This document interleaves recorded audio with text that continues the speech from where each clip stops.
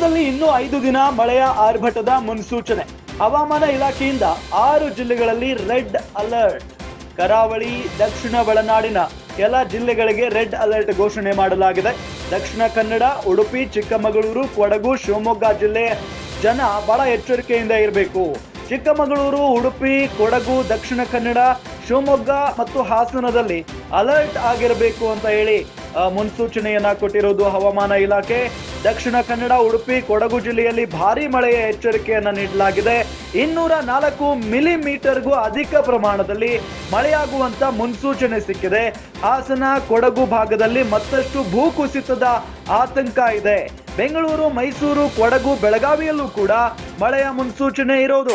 ಈಗಾಗಲೇ ಬೆಳಗಾವಿ, ಕರಾವಳಿ, ಚಿಕ್ಕೋಡಿ ಭಾಗದಲ್ಲಿ ಪ್ರವಾಹ ಉಂಟಾಗ್ಬಿಟ್ಟಿದೆ.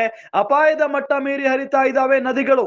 ರಾಜ್ಯದ ಜಲಾಶಯಗಳಿಂದ ನದಿಗಳಿಗೆ ನೀರನ್ನ ಬಿಡುಗಡೆ ಮಾಡಲಾಗಿದೆ. ಹಾಗಾಗಿನೇ ಅಪಾಯದ ಮಟ್ಟ ಮೀರಿ ನದಿಗಳು ಹರಿತಾ ಇರುವುದು. ಸಹಜವಾಗಿ ನದಿಯ ಅಕ್ಕಪಕ್ಕದಲ್ಲಿ ವಾಸಿಸ್ತಾ ಇರುವಂತ ಜನರಿಗೆ ಇದು ಸಿಕ್ಕಾಪಟ್ಟೆ ತೊಂದರೆ ಆಗ್ಬಿಟ್ಟಿದೆ.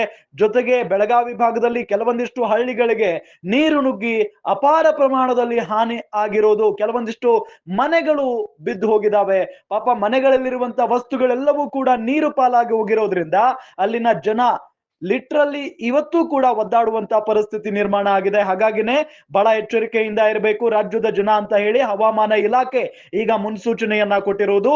ಇನ್ನು 5 ದಿನಗಳ ಕಾಲ ಮಳೆಯ ಆರ್ಭಟ ಇದ್ದೇ ಇರುತ್ತೆ ರಾಜ್ಯದಲ್ಲಿ ಅಂತ ಹೇಳಿ ಹವಾಮಾನ ಇಲಾಖೆ 6 ಜಿಲ್ಲೆಗಳಿಗೆ ರೆಡ್ ಅಲರ್ಟ್ ಕೂಡ ಘೋಷಣೆ ಮಾಡಿದೆ.